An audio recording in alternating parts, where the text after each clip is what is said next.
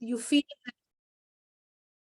feel that there is something really wrong with you, and people will start telling you, I mean, they start judging you. Basically, they start saying that, oh, there's nothing wrong with you. It's your attitude. You just have to change your attitude. But that is not a fact. I mean, the fact is, it is a real thing, and you need help. And I think what really helped me was, in the end, my friends tried everything, but they could not help me. And they said, unless you decide to help yourself, nothing is going to happen. And that's exactly what happened when I went there, and when I went through the program, and I said, okay, I'm going to work for me. I have to have that self-compassion, that, I matter. I am important to myself, to my family, to my community, and I have to take care of myself. So I think there is a big difference between self-pity and self-compassion. Sometimes we feel that we are being selfish when we are taking care of ourselves, but that's not the case. I mean, you have to take care of yourself, only then you can take care of others. And I would say that I have made some notes because there's so much to say. I mean, I cannot tell enough about how my family and my friends have helped me through this process. I mean, I think that is the most important thing, that you will need a lot of support going through this process.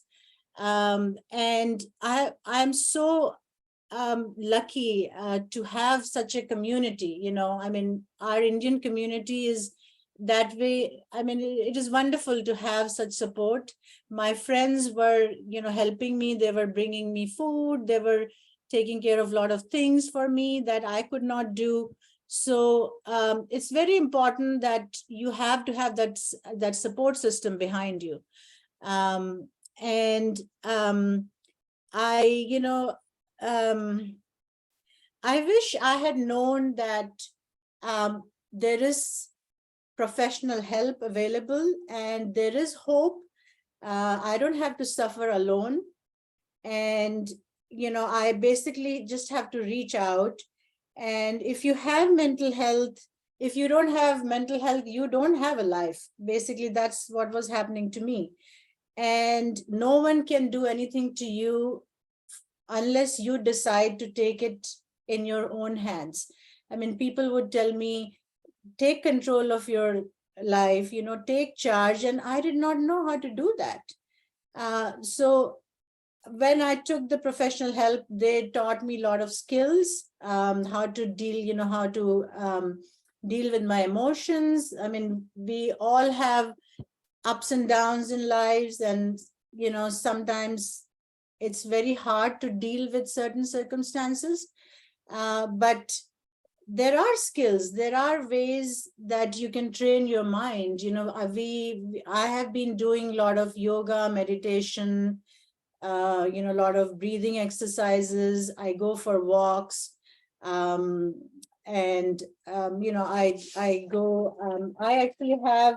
I had started doing some volunteering in the library, just to be able to interact with people. I do, pottery. So I have started taking classes. And I think what I am really doing different now is I am actually very grateful for what I have, and I am focusing on positive in my life. I'm not looking at the glass half empty, but half full. And I have I'm living in the present. I'm not thinking about the past, what happened, and I'm not thinking about the future either, because in life things happen, situations, you cannot control the situation, but you can always control your thinking around the situation. So that is the biggest thing that I have learned, that I can I have to be mindful. I mean, we all have to be very mindful about the present. Like you have to, we all have this tendency to ruminate about our past and you worry about the future, but nobody knows about future and there's no point thinking about the past. All we can do is live in the present. And with my changed thinking and behavior, I think everybody's happy. I mean, I am happy, my husband is happy, my family is happy that I'm back. And, my friends had tried so hard, and I think they're happy to see that I took care of my mental health and I'm able to live somewhat normal life now. I look forward to each day, and I still go to the clinic. And in fact, they have offered me a job. So because they have seen this big change in me, that, if you train your mind, you can do anything. I mean, I was actually I had come to a point where I had stopped cooking, I had stopped eating, I had lost a lot of weight. So from that point, to today, there is a big change in a matter of few months. So I don't know. I just want to say that there's the stereotype around mental health, that, there is something wrong with people who have mental health issues. And sometimes we are, labeled by different names. And that is the biggest issue that, it prevents families from going and seeking help because they fear that, they will bring this shame on the family. But there is no shame. I mean, you cannot live with the shame and guilt. And there is no shame in seeking help for mental health. And it's just, I think we all have to work collectively to remove the stigma that, there is nothing like mental health, illness, but there is. I mean, we have to really, once you realize what is happening to you, you have to seek out help. So I don't know what else to say. No, that's great. Thank you so much for sharing all that, Sapna. Just for some of you who were unable to join us when Sapna started, I just wanted to summarize a bit about what Sapna was talking about. Sapna was just sharing her experience as to how, things started with a traumatic experience. She kind of, developed a lot of anxiety, and she almost kind of talks about hitting bottom at that point where she wasn't even eating well, cooking, losing a lot of weight. And so I think from there, where she talked about how her journey started in terms of mental health, where she talked about her experiences with different types of therapies. And the interesting thing, Sapna, and thank you for sharing this with us, that you didn't stop with that one experience, right? Yes.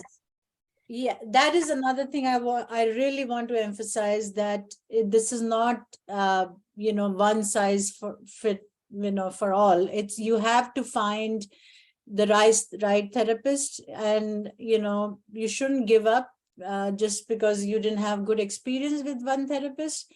And and somehow, unfortunately, that is the process. You have to go through many to find the one that connects with you. So it's very, very important that, you don't give up, and you keep looking till you find the right one. Yeah, and I'm glad you did that, because it sounds like you a few and then you hit the jackpot. Yeah, I'm so glad too that I did not give up. I think, like, a point came when everybody had given up. My friends were like, okay, this is it. We are not, you are sinking, but we are not sinking with you. You have to somehow work on yourself. And I mean, everybody was giving me the same message, right? But I just did not know how to do it. how to take control of my life. But, it's like one thing that I had done, which nobody should, is, you should not abandon yourself. So I don't know if I'm frozen or Sapna's frozen. I'm sorry? Saritha is frozen. Oh. Okay, she's back, yeah. Oh, Nice. okay. Sapna can continue. Yeah. Oh, okay. I'm sorry. So, and I also take care of, I make sure that I have a regular routine. I get 6 to 7 hours of sleep. I was on a lot of medications, but I am off of all the medications now. I'm not taking any medications. And I am exercising, and I am, like in general, I'm focusing on the positive. And like they say, emotions are contagious.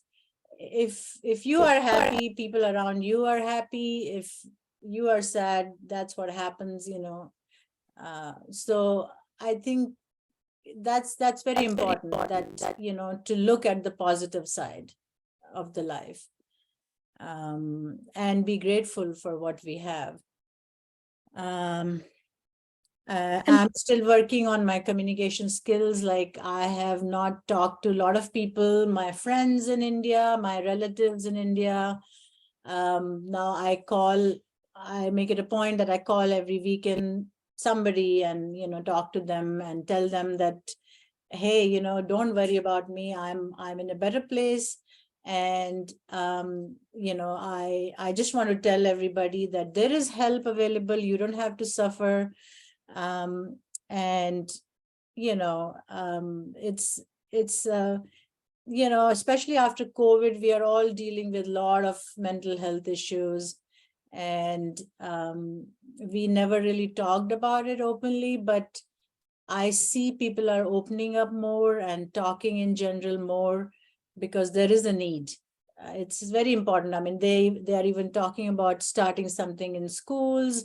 I have met my my kids' elementary school teacher, who is actually retired, but now she's teaching mindfulness to middle school kids through through Zoom. And I mean, there is lot of awareness now.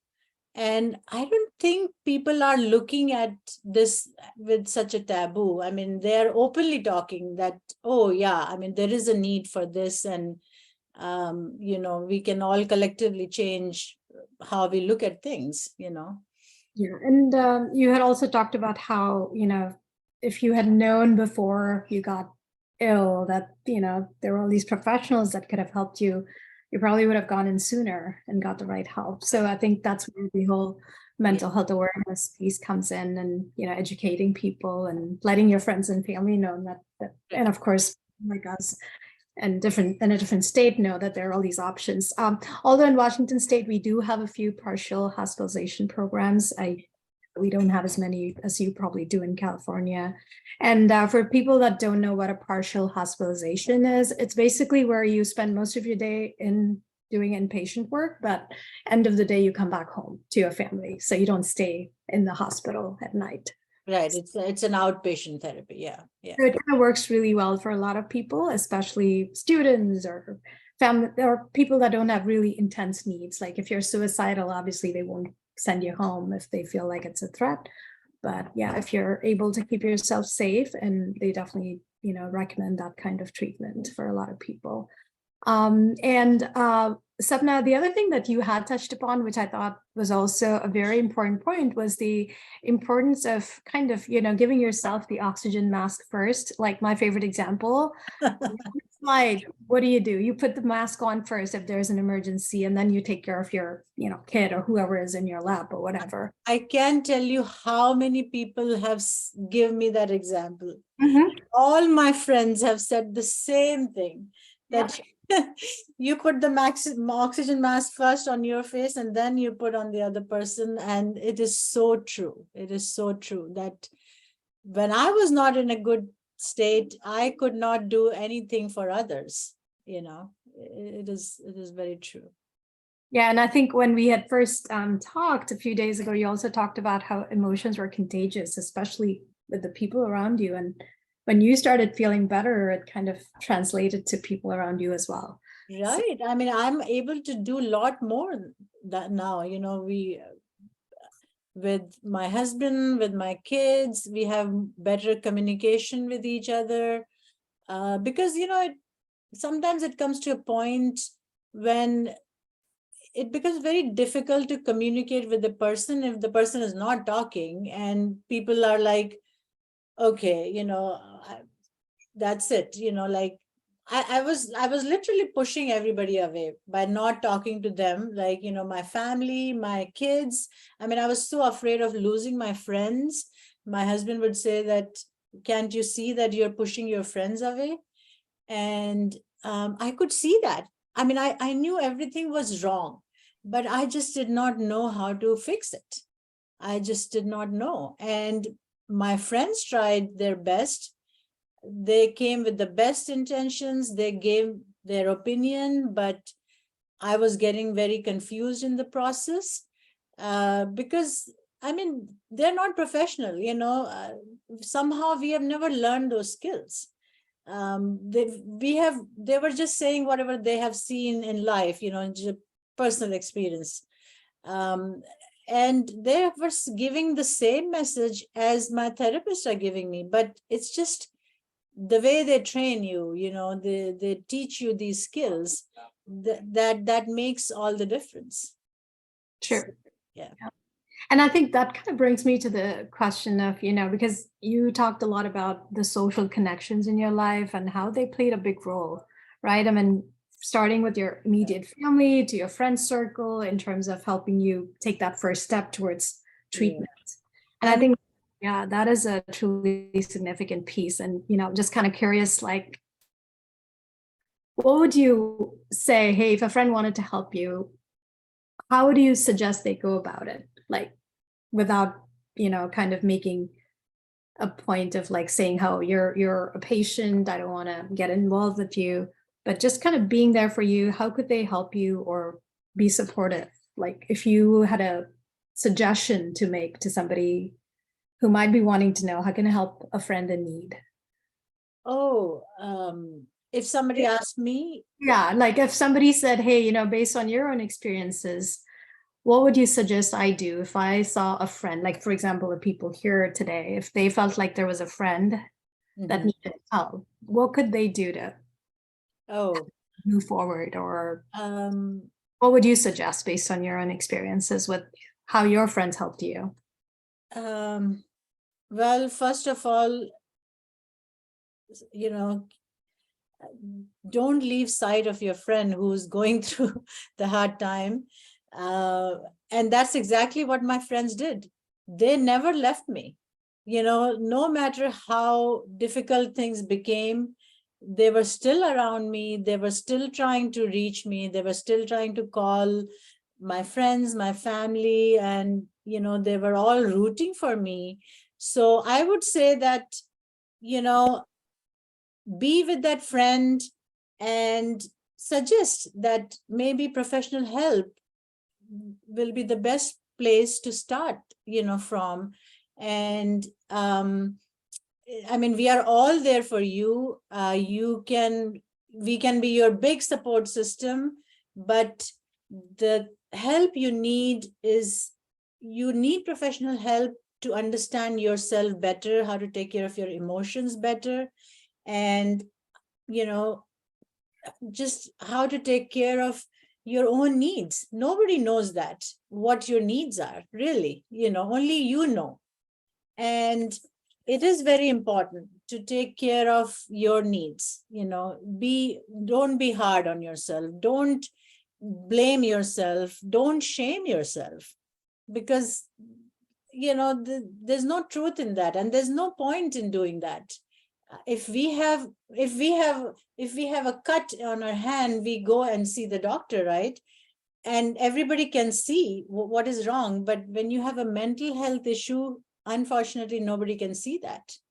And that is the biggest thing that, you know, that this thing hasn't been addressed. You know, like I will give my example. I actually had fell and broken my ankle almost 3 years ago. And everybody could see that, right? They would come home, they will, you know, bring food, they will sympathize or empathize with me and everything. And when I went into this deep depression, nobody could, I mean, except for very close friends, nobody could see that, you know. That's the thing about mental health, that nobody can see what you're going through. And I mean, when I go to my clinic where we all sit around the table and talk about these things, it is so hard. You know, it's like we all have those problems. I mean, everybody has a different set of problems. We are at a different, you know, we are different generation, we are different age group, we are different race, but we all have similar problems. And we just don't know how to deal with that sometimes, you know. And that's why we come to a point where we start doing unhealthy things, you know. We turn towards drugs and alcohol and, you know, other unhealthy habits. But it'll be so much better if we can intervene before that, before we reach to that point. I mean, people who have tried to commit suicide and, you know, lost all hope in life, wouldn't it be better if we reach out to those people before and intervene and say, you don't have to go that way. There are other ways, there are healthy ways to take care of yourself, deal with the situation. And, you know, I think we will be living in a more happier society, I feel, you know. And people will not be able to say, hey, you have depression, I don't want to talk to you, you know. I mean, I even heard those things that, oh, you have depression, you stay away from me. But, you know, we will all go through depression. We will all have anxious moments in life. You know, we'll all have, life is a roller coaster. We'll have ups and downs, no matter what age, what, you know, ethnicity we are. So there is no shame in anything, you know. And I mean, I feel now, I really feel it's my responsibility to tell people that, you know, there is help. Just go and seek help, and you will see the difference. You know, the happiness, the joy you will feel in your heart, nobody can give you that, you know. It comes from within. Like they say, happiness is within you. We can find it outside. Thank you. Well put. Yeah. I know you did talk about some of the coping skills you're using these days, Sapna, like, you know, yoga or pottery or volunteering. Those are all some great tools. Do you feel like, do you have to do all of them together at the same time, or do you feel like doing different things at different times does the same thing for you? Yeah, no. I mean, you don't have to do everything together. I mean, there are some days when I just focus on one thing. Like if I'm very anxious, then, you know, now I have been practicing meditation, and we do a lot of visual, you know, meditation. And we, you know, a lot of breath work, like we pay attention to how we, you know, we all do a lot of shallow breathing. So, you know, sometimes I just take time out to just be, you know, sit down and take it easy, and, you know, takes deep breath. And there are days when I just focus on my pottery. I mean, that is also like meditation for me. You know, that I have been doing for many years, and without realizing that that was actually my meditation. You know, that was my way of soothing myself. And it's sometimes we don't realize, you know, So, and when I was in that state, I had given up the thing I loved the most in my life, doing pottery. And I would just say, I have forgotten everything. I can't do this. I have forgotten how to do this. Like my friends would keep coming and telling me that, oh, you have all this pottery. I mean, we actually, with their help, we did a small exhibition at home. And, because they all wanted to cheer me up and, wanted to show me that, hey, this is your skill, be happy about it or be thankful. And I could not see that. I could not even see how much help they were giving me, but I'm so, so grateful that, without their help, I wouldn't have been in this place today, and yeah, I mean, that's all I want to say, that, we are social, we, during COVID also, a lot of isolation happened, which was not good for us. And we really need to connect. We really need to talk about these things that we are all dealing with. And somehow it doesn't open up, we have hard time opening about these things, because this is something that we have grown up in that kind of environment that we don't talk about these things, but I mean, when I go for my I mean, we have bonded in such a special bond, like, we can share anything, because we have we have opened up our hearts, and we have told each other things that we would never imagine telling a stranger. So we should all do that. We should all, we have good friends, and, we're all going through that. We all have to help each other in this process, nobody's alone. Nobody's alone. True. And yeah, thank you so much, Sapna, for sharing, your journey so far, and wish you all the best in all your future endeavors. And especially, I know that you were talking about being offered a job at the same place that you were getting help, and I think you'd be a great resource for a lot of people. So thank you so much. So I know I probably should have said this first, but if at any part of this conversation was triggering for any of you, feel free to just reach out to one of us. And Lalita just posted a few resources too, in terms of how IACS can help you as well, in terms of helping you get set up with some mental health counseling and all those kinds of things. So feel free to reach out to us, one of us, or the listed, it's in the chat box. The resources are listed in the chat box. And at this point, though, since we have some time, do any of you have any questions for either Sapna or I? So Yeah, I would like to ask, am I audible? yeah. Yeah, so I would like to ask, what should we do, like, if we are in this depressed state? So what is the starting point? Like, I'm also trying a lot of counseling. I can only work just for 1 or 2 hours. I don't feel like cooking. I don't feel like doing anything.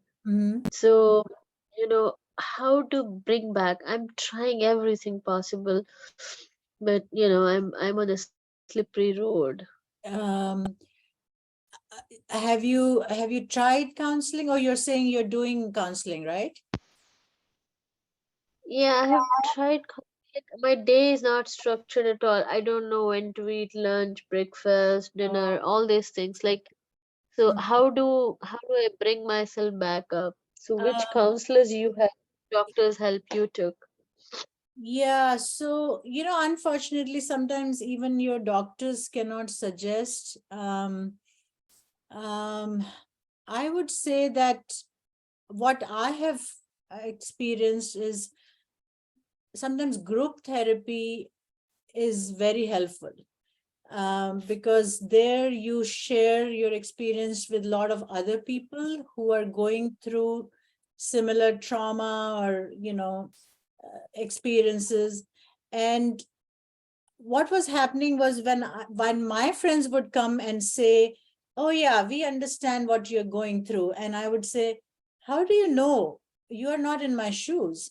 But when you go to a therapy place like I started going to, I started relating to them, that, okay, my problem is nothing compared to what they are going through. So when you share your experience with other people having their own difficult times, then you realize that, oh, you're not alone.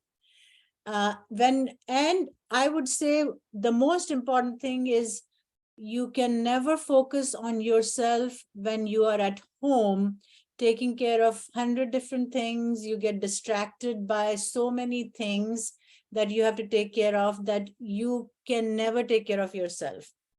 You just neglect one second. Can you please not talk? I would say that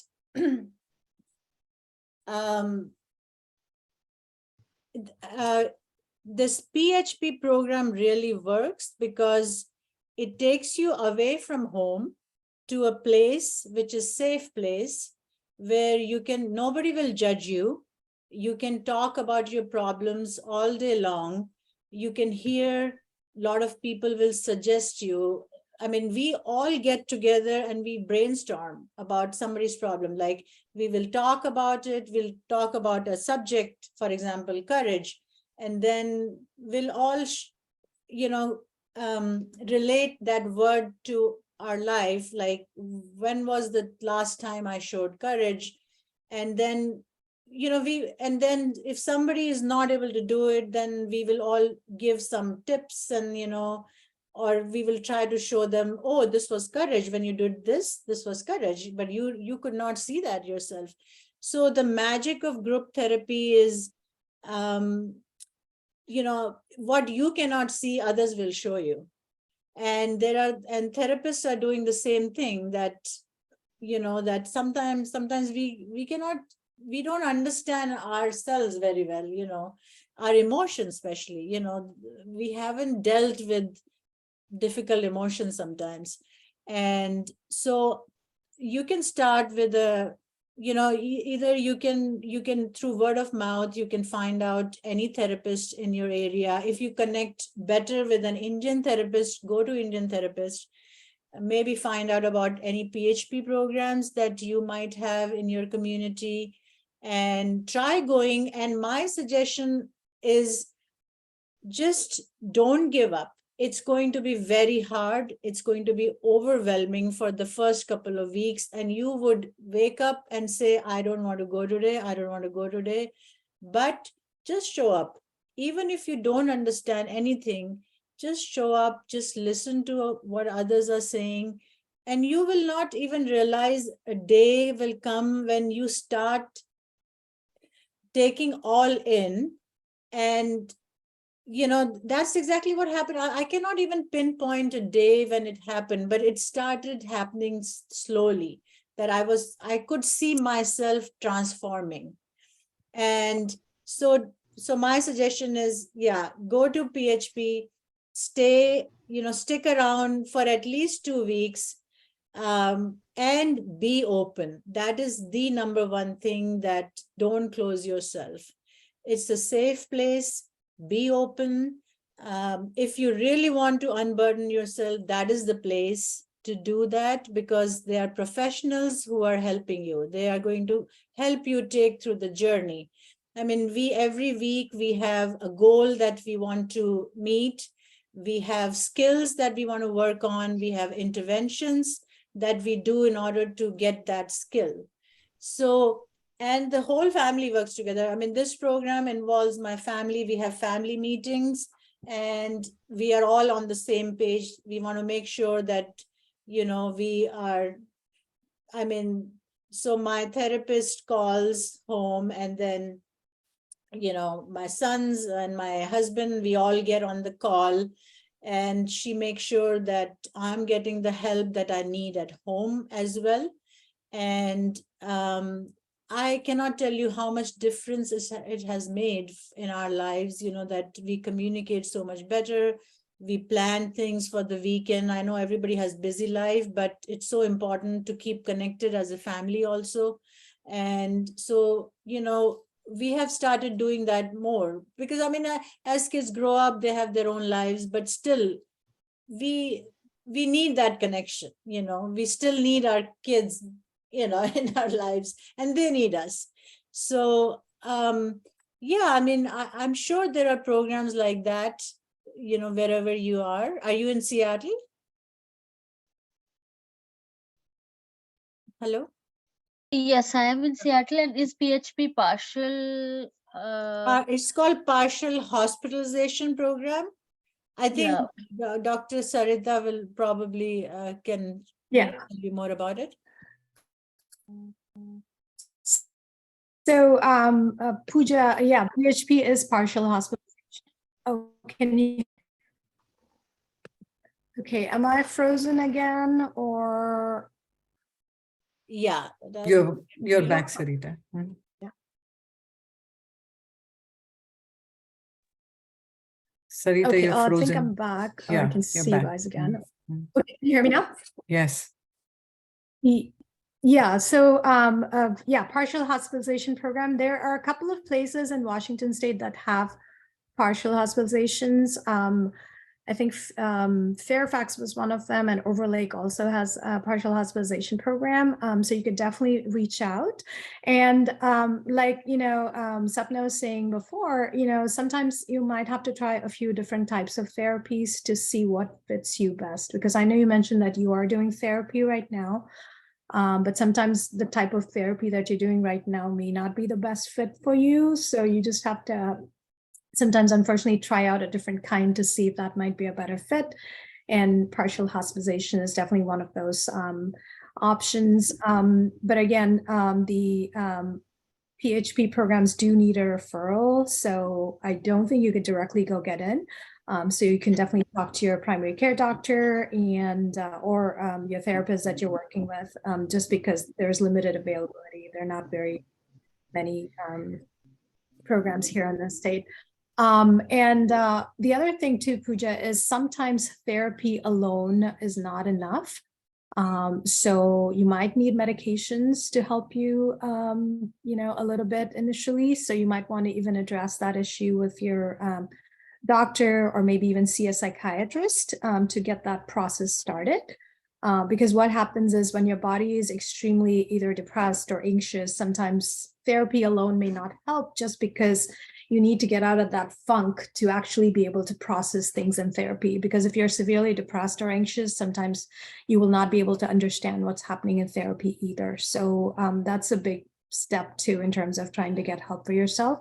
So definitely reach out to your physician, talk to them about this, and see what they suggest before you kind of look into other treatment modalities right now. So Okay, so insurance covers these, if you have idea? yes, insurance does cover all of these services. Yes. Thank you.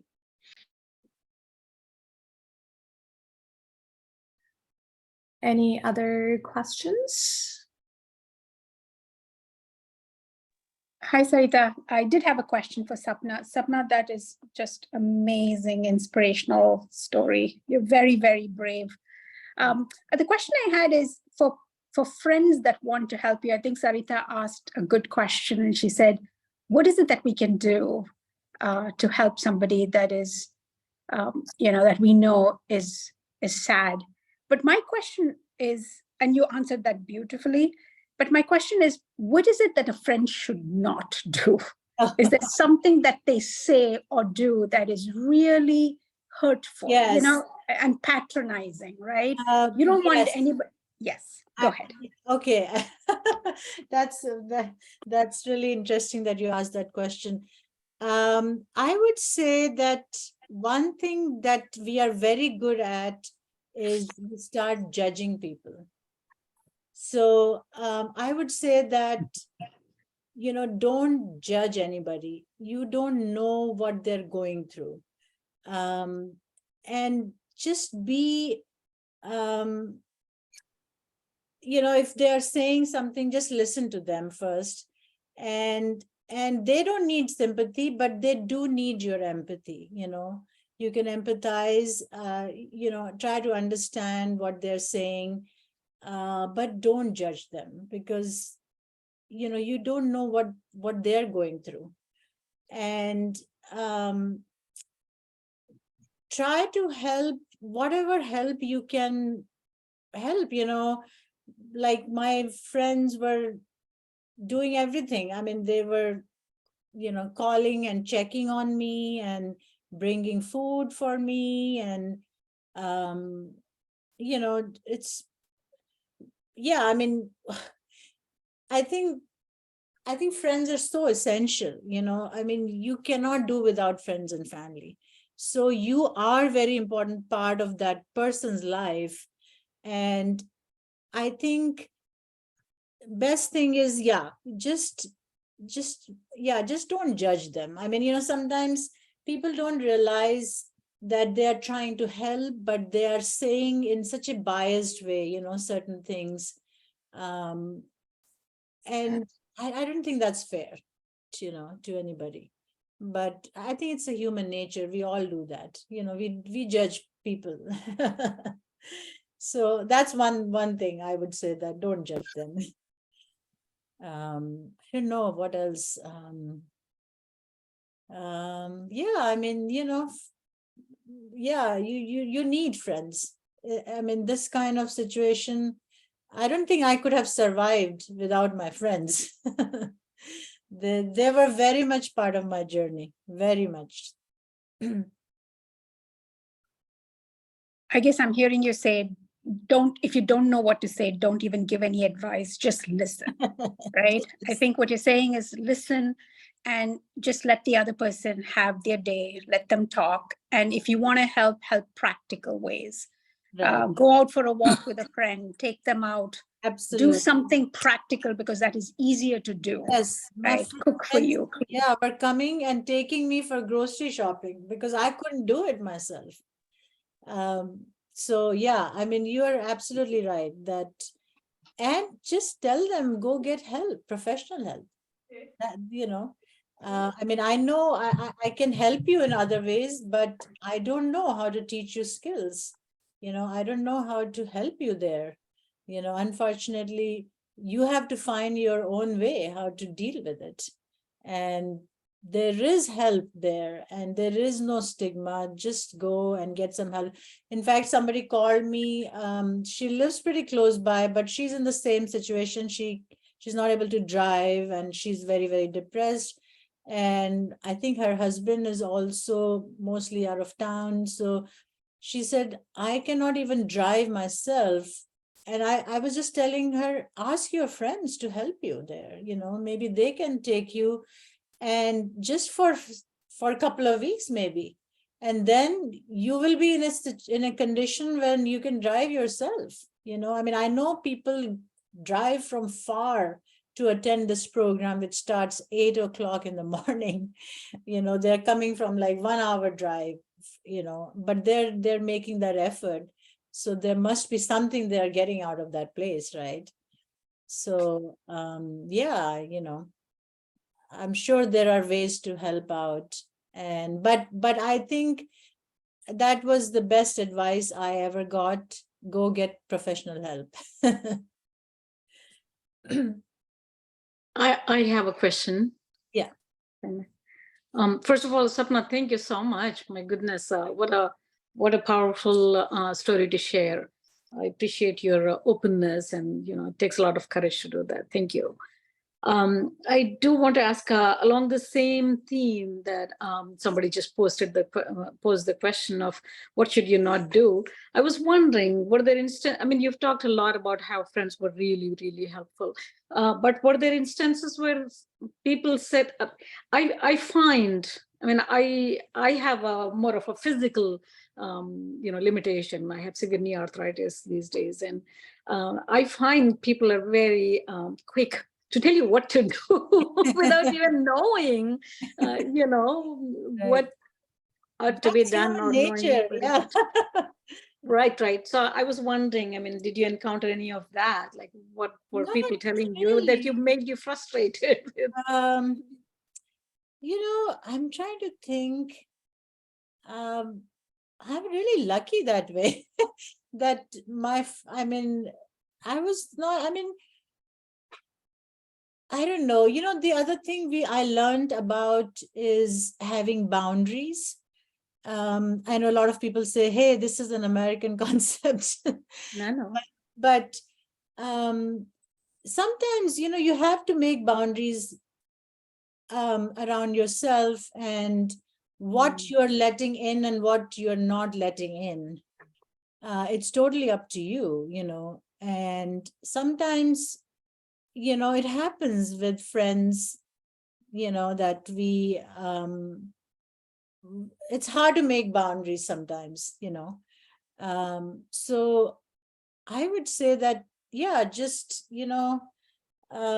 I never had really that kind of experience that, I mean, I got a lot of opinions. I can't tell you how many people have said how many things to me. But I think pretty much everybody's message was the same, that like, be easy on you, you're going through hard time, and don't blame yourself for things. And so, I mean, yeah, I'm sorry, what was the question? I know I might. Yeah, I think you've answered in a way. My question originally was, have people told you things? Like people are very eager to give you whatever, based on their limited knowledge, just giving you advice, which is actually really counter to what you ought to be doing. And for me, I get tired of hearing the same thing over and over and over again, like having to explain myself to people. Like, okay, you don't even know what you're talking about is what I want to say, but I don't. The but other creating boundaries, I think you give a good, I think that answer is applicable. Just tell them no, sorry. Even I'm learning about it. Even I'm learning about boundaries because, sometimes we feel that our kids know more about boundaries than us. Definitely. Like sometimes they would say, like something happened. I don't know, something happened. And then my son said, Mom, don't you know about boundaries? And I was like, we're so used to saying that to our kids, what to do and what not to do. But that's the last thing you want to hear, that Mom, don't you know about the boundaries? So they already know that this is what they're comfortable doing with, and this is what they are not comfortable doing. So it's actually, it's a very healthy, you have to have healthy boundaries. So it's a very good thing to know where you have started encroaching someone's boundary, and to back off from there. And sometimes the other person has to be assertive to say that, hey, this is my boundary. This is what I'm comfortable with. This is what I'm not comfortable with. And I would say the same thing, that if you're getting all these opinions, you can always tell them that, maybe I don't want to talk about this now, or, you can politely say something that might give them that message that, it's not really helping me, kind of thing. Sure. Thank you. You're welcome. Those were some great questions, because I do think a lot of times people say things without meaning to, because that's, again, culturally acceptable, but may not work out in a setting of, someone's depressed. Right. And really, they mean good. They have the best intentions, but they do not know what mental illness is. Because if they are not in that place, they will never know what it is. I mean, it is as simple as that, It's very easy to say something to somebody that, oh, I understand what you're going through, but you really don't know unless you go through it. Exactly. And I think, like you said earlier, I think the best thing, if you do see somebody struggling or somebody's not at their usual baseline, like, let's say you've known somebody for 6 months to a year, you'll kind of know their baseline at that point. And, or if you've known somebody for 20 years, you definitely know their baseline. So if you notice that it's off, there's something different about this person, the first thing you could suggest is, hey, what do you want to chat? Or, if they say no, then depending on how comfortable you are with that person, you could say, hey, maybe have you considered talking to a professional, or maybe even just starting a conversation with your doctor, right? It doesn't have to be a mental health counselor to begin with. You could just have that conversation with your regular doctor you could suggest to your friend, hey, maybe you should talk to your doctor because I see that you're not your usual self. Yeah. Um, Although I would say one thing, that sometimes if you go to your PCP, they may not give you that kind of feedback. That was my experience, that it's almost like he said, oh, I'm there to take care of your physical health, but I'm not there to take care of your mental health. That's the message I got from my PCP. I mean, of course, he suggested go see a psychiatrist and go see a therapist. And I think that's, yeah, you cannot expect that from your PCP. They will recommend, most likely, most of the time they do recommend. And again, then that's the whole cycle starts, that you go to one, you don't like it, then you go to another one, then you hear from other people through word of mouth. And you have to keep, unfortunately, there is no easy way. You have to go through that process to find the right person that you can be open with and share your feelings and things. And some of these programs are amazing. I mean, nobody knew in our friend circle, nobody knew about this kind of program. And like now everybody's asking me, what is this program? And what do you do there all day? So sometimes we just don't know. We just need to get information from wherever you can get it, online, internet, doctor, friends, just get information wherever you can. Yeah, totally. And yeah, definitely it's unfortunate that your primary care doctor kind of said that he couldn't help you, but on the other hand, he did give you those referrals, which again is kind of, what typically happens too, because again, a lot of mental health like primary care doctors are comfortable with, prescribing or pretty Yeah, they will prescribe Ambien, they will prescribe you Lexapro or something, they will prescribe. Yeah, so that's just one part of the treatment though. Definitely, yeah, definitely a lot of other things need to happen, and that's where they refer you out for the treatments. Yeah. Right. So it's not their scope of practice to provide therapy, so they definitely. Right, absolutely. Yeah. So I think, I don't know, there was some chat box. I don't know if that was a question. It says, what if the affected person doesn't trust anyone, including friends? Well, that's a good question. There are some mental health conditions where, people do get kind of paranoid. They don't trust anybody at that point. And that's a situation where any advice or any suggestion from anybody will be viewed as kind of hostile. So definitely that's a situation where a family member might need to take over and get them that extra help, because that person himself, because of himself or herself, due to the nature of their illness, may not be in a state to actually seek out active treatment. So that's where family needs to get involved at that point. Or, if you absolutely do not have a social circle that you think you're comfortable talking about, then definitely that's where talking to a third party, like a provider, like a doctor or a therapist might be the best way to go. Yeah. There was a point when I had started to believe that there is something very wrong with me. I had started saying that to my kids, that there is something really wrong with me. I don't know what it is. And I was not trusting anybody. I was not trusting myself. And yeah, like I was pushing everybody away because, it's like I was questioning every single thing. Anybody would come with a suggestion and I would always look at it in a negative way. I had, it was so bad. Like I would only look at the negative. And that happens. But again, it's your mind playing games with you. I mean, something we call cognitive distortions, where like, for example, there's one called black and white thinking, where we think only extremes, either black or white. There's no gray, like only this is right or this is right. Everything in between is not there. So that is a distortion of our mind, our thinking process.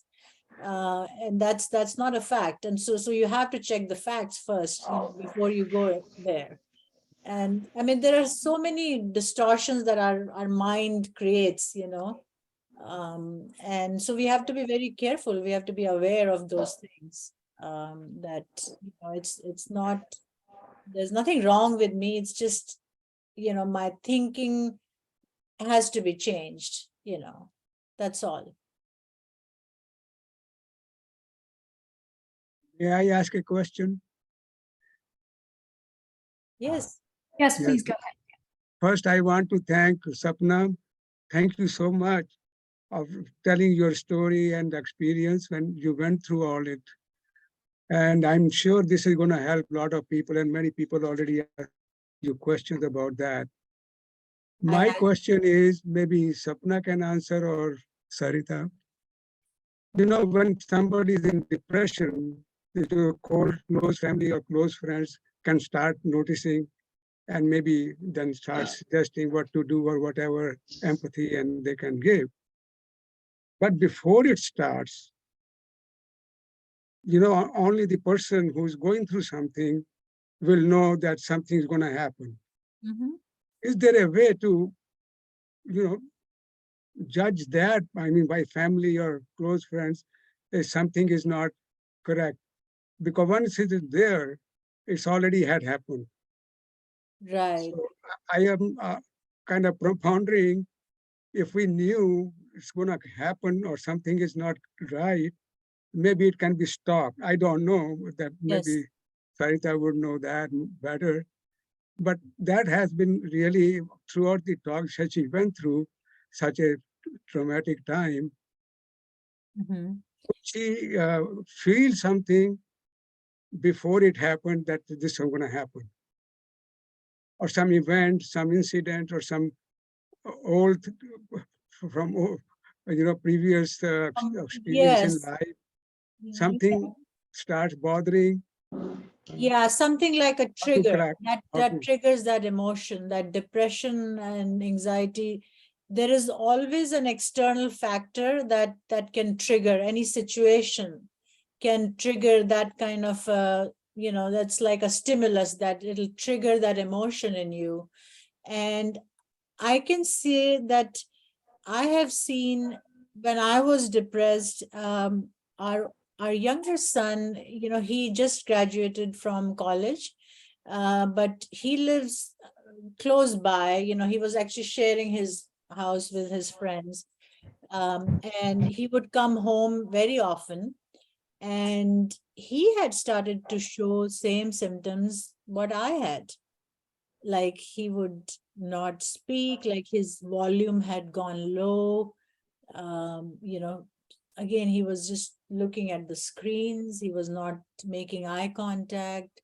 There were a lot of things that I noticed, which was very odd, and I'm sure people around me noticed about myself too, because I had almost lost my voice. I could not speak up, like I would even say hello, and I was not able to speak. So I believe your question is, if there is a signs you see that somebody is having depression, how to intervene or how to notice that? I mean, is that what your question was? Yes, what I'm saying is that at least the close friends or family, if they can detect something and notice it and then start talking about it, Yeah. maybe it will helpful both in, maybe it will not go any further, or just start looking for that, how to help the person who is going through that situation. Sure. So again, if a person, for example, the reason why I was kind of curious, maybe I should just explain a little bit about how sometimes things happen in terms of mental health. So there are three different factors in mental health. One is biological, one is psychological, one is social. Mhm. Biological is basically brain chemistry, genetics, family history, so all those kinds of things impact depression or anxiety. And Psychological factors are, of course, the way you think about things, the way you perceive things, the way you think about the world around you. And social factors are things that happen, like a traumatic event or something happening in your life that's out of your control. So sometimes it's just biology, right? If you have a family history, or if you're genetically predisposed to depression, or you're chemically predisposed to depression or anxiety, you get it in spite of everything in your life being great, right? So there's nothing wrong in your life, but you're still depressed. Because I'm sure you've heard a lot of people say, oh my God, everything in my life is going so well, I'm still depressed. So that could be one of the reasons why. And then sometimes there's a combination of all three things. So you already have a biological predisposition, like you have a genetic predisposition to get depressed or anxious. On top of it, something bad happens in your life, and on top of that, you lose your job, and then you're also a worrier by nature who's always worrying about the glass half empty. Then what happens? It's a big combination of things happening here that predisposes you to a depression or anxiety. So for somebody with a biological predisposition that has that tendency, the chances of them getting depressed or anxious more often are higher than somebody that just got depressed because something bad was happening in their life at some point in their life. So if somebody does have that predisposition, you can definitely see those signs and symptoms on and off throughout their lives, especially if somebody's a worrier who has a tendency to get anxious quite a lot, who has panic attacks a lot. You can definitely see those signs and symptoms. But on the other hand, every time you start noticing a small sign or symptom, you don't want to get on top of that and ask them, or, they feel like it's nagging. And I've kind of gone through this with, some family members where they feel like, hey, you're nagging, I'm fine, it's just a day, right? So yeah, so you don't want to get so focused on it that you're constantly asking them, like, are you okay, or do you need help? So give it a few days, observe them for a few days, see how things are. If you notice a pattern, they're exhibiting the same symptoms, they're panicked, they're worrying a lot more than usual, or they're not sleeping well, they're not eating well, they're feeling very helpless, hopeless, and it persists for more than a day or two, a week, that's a problem. So, and definitely it's totally okay to at that point say, hey, I've been observing you for the past few days, and I know it's not just today. I've noticed that you're not your usual self. Is there something I can do to help? Or maybe you need to revisit some of the skills you learned from your previous therapy. Or maybe you need to talk to your doctor, have a conversation with your doctor next week about maybe possibly restarting your medications or starting a medication, if at all you've been on medications or needed it to that extent. So it's definitely okay to have that conversation, but try not to jump on it like every time you see like one symptom, because that can be felt as intrusive. And sometimes even if it's a close family member, it might feel like a boundary violation. Because it does feel like, gosh, I'm being constantly monitored, so I don't have freedom, kind of a thing. But that doesn't mean that you stop observing. Definitely observe a family member, because those are important things. It's just that don't jump on them or at every small sign that you see, because of your own anxiety around that symptom. So definitely if it's a day here and there, that's totally fine, but if it's happening pretty much every day for 4 or 5 days in a row, that's definitely a pattern. And does that answer your question? Yes, I think it has helped. You added something important, that even if you start noticing something, don't hurry to right away ask a question that might do the wrong thing. So yeah, this is what I was kind of in a nutshell asking, to start helping people, at least within the family, if you notice something, rather than saying, well, either you don't notice or you don't want to ask, which might have helped. That's the kind of question in my mind. Yeah, no, definitely. Rather than one person is already there and going to suffer, that's little probably too late to do anything except some kind of a treatment. Yeah, no, totally. Definitely observe and try to, and I think this ties in with the other question somebody asked about what can friends do or what can they not do? What should they not do? Definitely, a same situation, right? You don't want to ask if you just notice your friends off for a day here and there, that's totally okay. You can just kind of reach out to them and say, hey, want to go for a movie tonight, or want to go for a cup of coffee, or like Tasneem said, want to go for a walk. Yeah, those are all great things to kind of pull them out. Yeah, because one of the treatments that we recommend for depression is called behavioral activation. What it means is helping the person do things that their brain's telling them not to do. So when you're depressed, your brain's going to basically tell you, don't do anything. You're not fit for anything. You're worthless. You're hopeless. So you're going to try and do things that help you feel the opposite. So do some fun activities, do some activities that give you a sense of purpose, pleasure, right? So volunteering is a great way to get a sense of purpose. Pleasure could be, pottery, like Sapna talked about, or picking up an art project, or going out with a friend for a drink or food or whatever. Drink could be a coffee, not a drink. Yeah. And I think somebody also asked a question about how can you wean off medications? I think that's definitely a great conversation to have with your treating provider, because typically for somebody who's had multiple episodes of depression in your lifetime, the chances are that you have a very high likelihood of getting more episodes. So it's best to keep taking low dosages of medications to keep you at a good level. But if you absolutely feel like you want to get off medications, it might be a great conversation to start with your treating provider. And one of the things I tell my patients when they're trying to go off medications is definitely have a therapist on board, because you do need some extra buffer when you're going off medications. You don't want to just go off medications, no therapy, and kind of get back into the same patterns again. So definitely that's a great conversation to have with your therapist and your treating doctor to see if you're ready for that. But if you've had multiple episodes, I definitely recommend staying on at least a low dosage. I want to say something. Hi. Sure, go ahead. Dr. Saritha, that was me who posed that question. This was for a family member. Unfortunately, he doesn't live in the US. This is in India and partly in Saudi Arabia. So but his doctors are in India, but it's not regular visits to the provider. So I don't know what alternative methods there are. I would, if he has a doctor he's working with in India, I would definitely recommend them discussing with that, because I do see some patients here from India who bring a big supply of meds and there's no follow-up for months. Years even. Yeah, so I think it's kind of unfortunate that happens, because they do need regular follow-up. Anybody that gets on psychiatric medications need regular follow-ups, at least every 3 months minimum.